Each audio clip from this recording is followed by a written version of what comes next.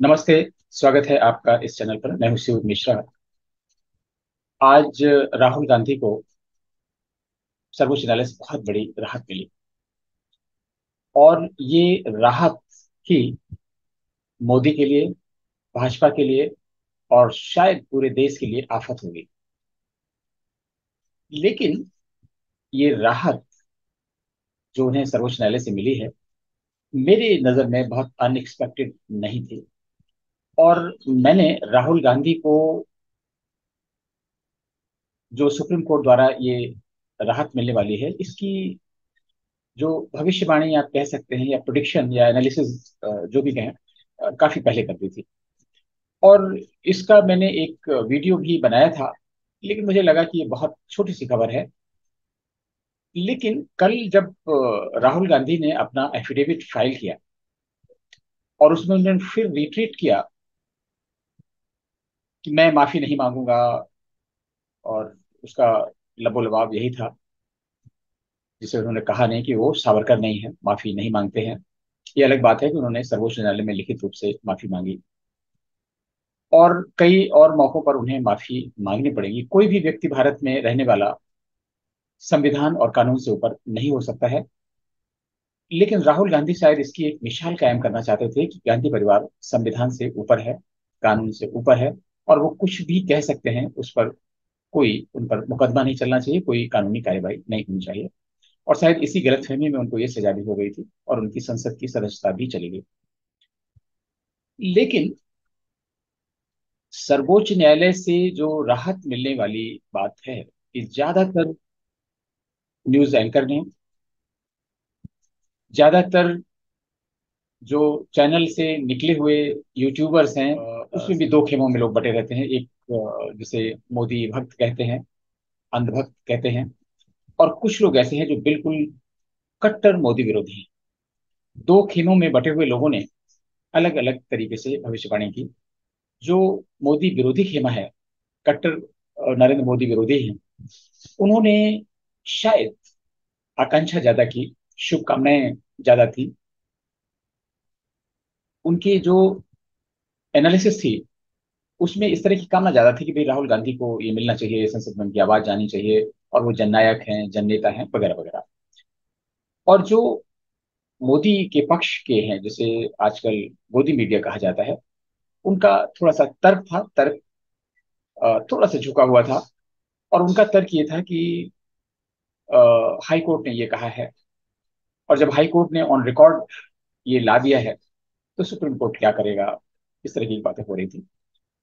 लेकिन मैंने ये भविष्यवाणी की थी कि जो सर्वोच्च न्यायालय है, काफी बड़ी संख्या में ऐसे लोग हैं जो अनप्रिडिक्टेबल हैं। आपने देखा होगा कि नूपुर शर्मा के केस में लोगों ने कितनी भद्दी भद्दी टिप्पणियां की, और उन टिप्पणियों को अकेला अगर कोई सुने, भारत के बाहर का व्यक्ति, तो वो ये कल्पना भी नहीं कर सकता कि ये सर्वोच्च न्यायालय के न्यायाधीश होंगे। सर्वोच्च न्यायालय के न्यायाधीश एक कवच में है अंदर। उनको इतने प्रोटेक्शन मिले हुए हैं कानूनी रूप से, सुरक्षा के लिए। कुछ भी कहते हैं, कोई भी टिप्पणी करते हैं, और उनको ऐसा लगता है कि वो सरकार से भी ऊपर है, तो वो कुछ भी कर सकते हैं। कौन क्या करेगा, थोड़ी देर के लिए लोग सोशल मीडिया में करेंगे, और इसके बाद भी कंटेम्प्ट का डर रहता है, इसलिए लोग खुलकर सामने भी नहीं आते हैं। अमेरिका वगैरह में तो लोग जो इस तरह के निर्णय आते हैं उनकी आलोचना करते हैं। तो मैंने ये भविष्यवाणी कर दी थी कि राहुल गांधी को बहुत बड़ी राहत मिल जाएगी और उनकी सजा पर रोक लग जाएगी, उनकी संसद की सदस्यता बहाल हो जाएगी, और इसका पूरा माहौल तैयार हो गया है। और वो वीडियो मैंने आज सुबह ही अपलोड किया था।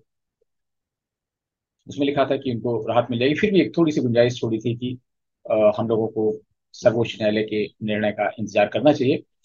लेकिन मेरी धारणा थी कि बिल्कुल उनको मिलेगा। उसका कारण है, उसका कारण ये है कि इस जो बेंच बनी थी राहुल गांधी के लिए, उसमें एक जज थे मिस्टर गवई। गवई खानदानी कांग्रेसी हैं, और इस बात को उन्होंने छिपाया नहीं।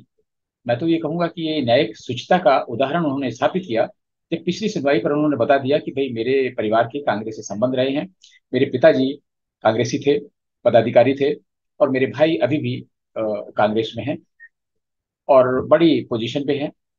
और इसके बाद आप लोग, अगर आपत्ति है तो हम इस बेंच से अलग हो सकते हैं।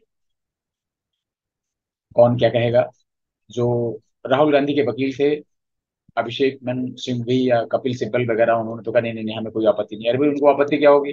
अगर कांग्रेस का समर्थक कोई जज है, जिसके घर परिवार के लोग कांग्रेस में है, तो एक कांग्रेसी वकील को, राहुल गांधी के वकील को क्या आपत्ति हो सकती है? अगर आपत्ति होनी थी तो विपक्ष के व्यक्ति को होनी चाहिए थी। लेकिन उन्होंने भी कहा कि नहीं, हमें कोई आपत्ति नहीं है। और ये ठीक उसी तरह से था जैसे प्रेमचंद की कहानी पंच परमेश्वर में था, कि एक ऐसे व्यक्ति को न्याय निर्णय पे बैठा दिया गया जो एक धुर विरोधी था, लेकिन उसने भी जब न्यायाधीश की कुर्सी पर बैठा, न्याय निर्णय करने का वक्त आया, तो उसने भी बिल्कुल संतुलन बैठाया, वही किया जैसे कि उस पंच में परमेश्वर विराजमान है, और जो ईश्वर का निर्णय है वही निर्णय उसने दिया। और इस धारणा के पीछे कोई खराबी नहीं, दोनों लोगों ने इसे स्वीकार किया। लेकिन समय बदल रहा है, ये कलयुग चल रहा है, इसलिए होना ही था। लेकिन अब हम लोग गौर करते हैं कि ऐसा क्यों हुआ और ये क्यों नहीं होना चाहिए था। आप देखें, राहुल गांधी ने जो कहा उस पर जाने की जरूरत नहीं, किसी को संदेह नहीं कि उन्होंने जो कहा बेहद आपत्तिजनक था, गलत था।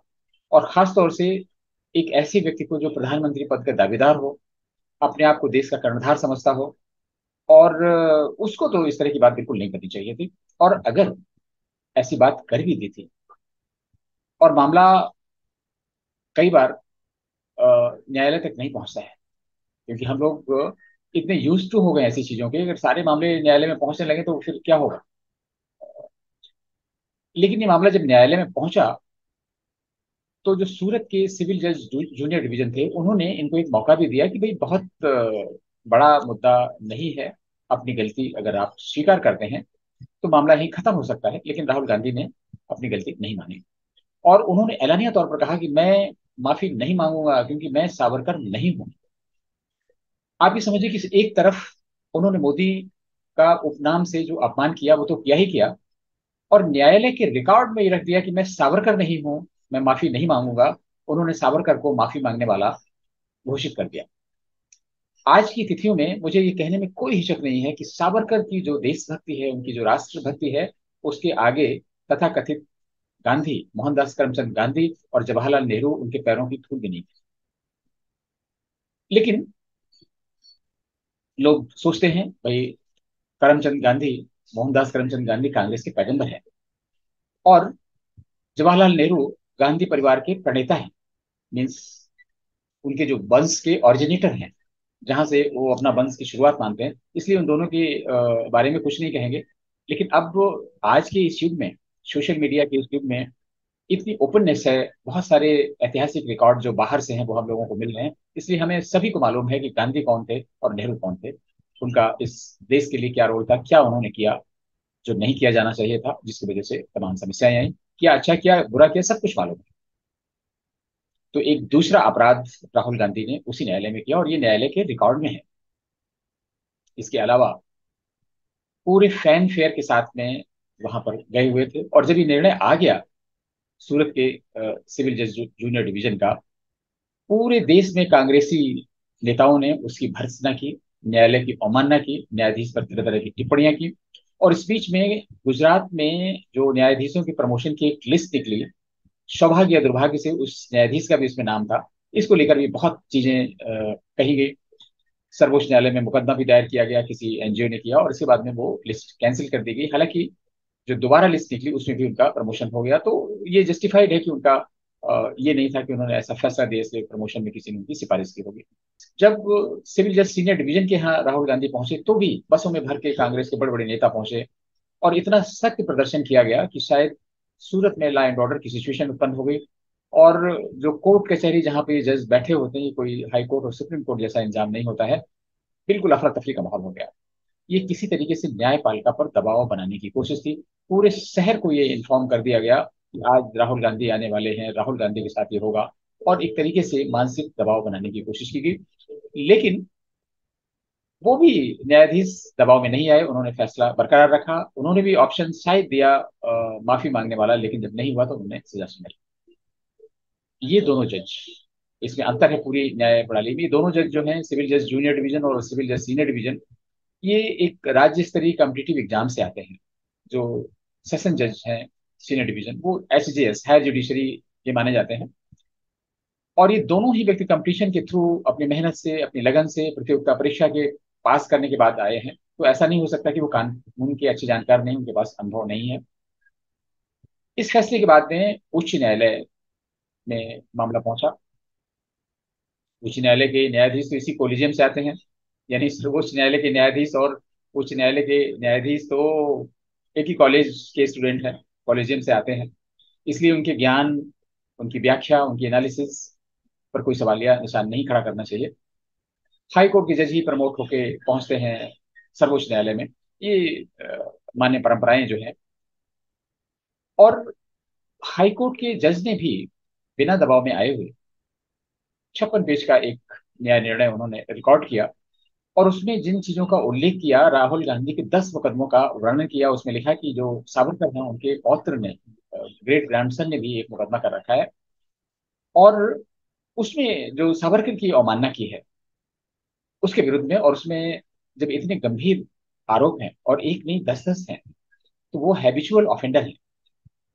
इसलिए किसी भी ऐसे व्यक्ति को सजा से न तो रियायत दी जा सकती है, न उनकी सजा पर स्टे लगाया जा सकता है। और खास तौर से तब जब वो व्यक्ति माफी मांगने के लिए तैयार नहीं है, ऐलानिया तौर पर कर रहा है कि वो माफी नहीं मांगेगा। इसका मतलब है कि न्यायालय भी अगर उनकी सजा पर रोक लगाए तो राहुल गांधी की टर्म्स एंड कंडीशन पर ही रोक लगाए। और वहां से भी उनकी याचिका खारिज हो गई।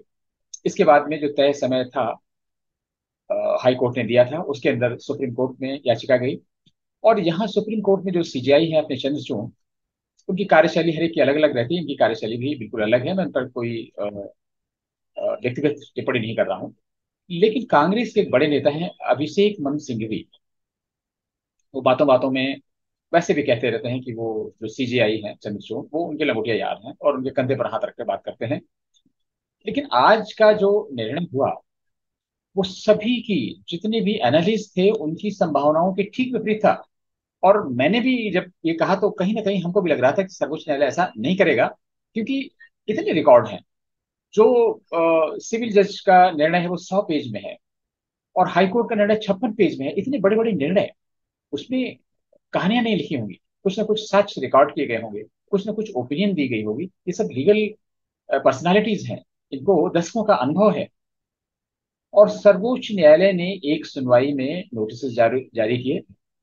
और 1-2 दिन पहले ही राहुल गांधी का जो एफिडेविट आया उसमें भी चैलेंजिंग तौर पर कहा हुआ था कि वो माफी नहीं मांगेंगे, उन्होंने ऐसा कुछ भी नहीं किया है जिसमें उन्हें माफी मांगनी पड़े। ये राजनीतिक बदले की भावना से किया गया है, और जो भी कुछ किया गया है उससे लोगों को और लगा कि अब तो कुछ नहीं हो सकता राहुल का। इन परिस्थितियों में कोई अगर राहुल की सहायता भी करना चाहेगा सर्वोच्च न्यायालय तो कैसे कर पाएगा।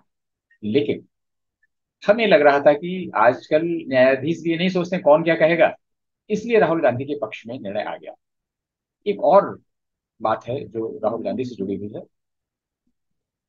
सोशल मीडिया पे कुछ retired IAS, army officers, even कुछ रिटायर्ड न्यायाधीश हैं, इनका ग्रुप है। और ये अपनी ओपिनियन देते रहते हैं। इनके कन्वर्सेशन में हमें एक बार ये पता चला कि ये लोग आपस में बात कर रहे हैं कि 2024 के चुनावों का एजेंडा सुप्रीम कोर्ट तय करेगा।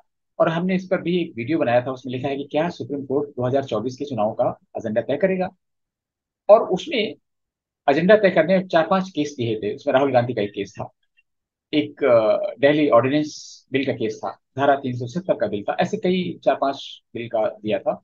और उसमें दिया था कि राहुल गांधी का फैसला राहुल के पक्ष में जाएगा, दिल्ली का फैसला केजरीवाल के पक्ष में जाएगा, और धारा 370 जो निरस्त की गई थी उसे रिस्टोर कर दिया जाएगा।